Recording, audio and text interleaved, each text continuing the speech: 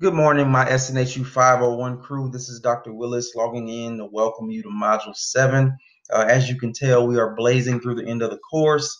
It's moving at an alarming rate, so I hope you're buckled up and you're ready to finish strong. I think everybody did a really good job in Module 6.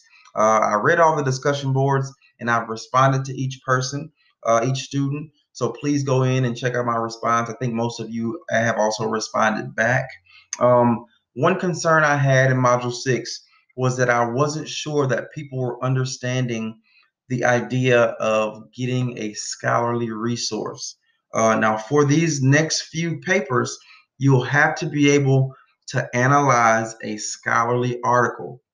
Because if you notice this week for Module 6, you were looking at the research questions and methodologies. Now, every article may not have research questions specifically. If you're an English major, history major, sometimes communication, you may not have research questions. You may have a research theme that you have to highlight. It may not be in question form, but every study you should be able to pinpoint if it was a qualitative or quantitative study. Most of the time, quantitative studies will have numbers, surveys, a lot of data there. It's easily identifiable. Uh, Qualitative, it may just simply be a case study, interview, different accounts from the past, information taken from past literature reviews. It'll be dialogue in nature. There are limited numbers in a qualitative study. So whenever you're finding articles, you'll need to be able to pinpoint those things. And if we fast forward to this week in Module 7, we're continuing along the lines of the research process, and you're going to use that same scholarly article from Module 6, and now you're going to highlight the results and the conclusions. So those are normally found at the end of the article. So you all see the importance of having that scholarly source.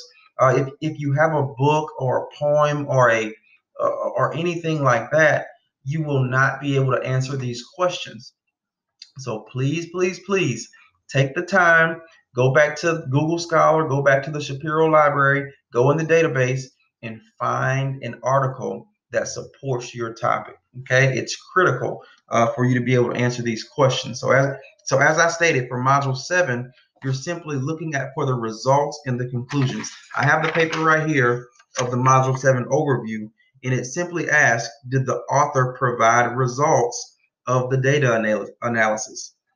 Most of the time, for a quantitative study, this is going to be easy to identify because it'll simply have the section titled results, and you'll simply give those results that were found in the study. In a qualitative study, this can be a little harder to find. You may have to trudge through the details of the paper to figure out what was the theme of the article and basically what were the findings based on the theme. So there's a little more digging, a little more reading you'll have to do. Okay. The next question asks about the conclusions.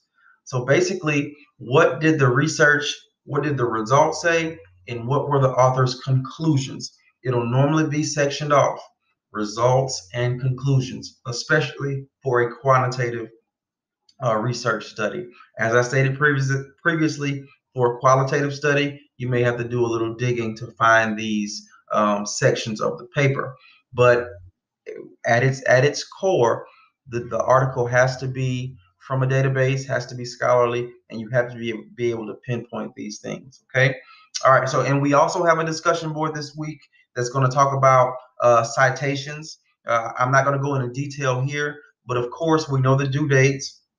The due dates for discussion boards: initial post Thursday by 11:59, response to your peers Sunday by 11:59. The Module 7 paper, of course, is going to be due Sunday by 11:59 as well.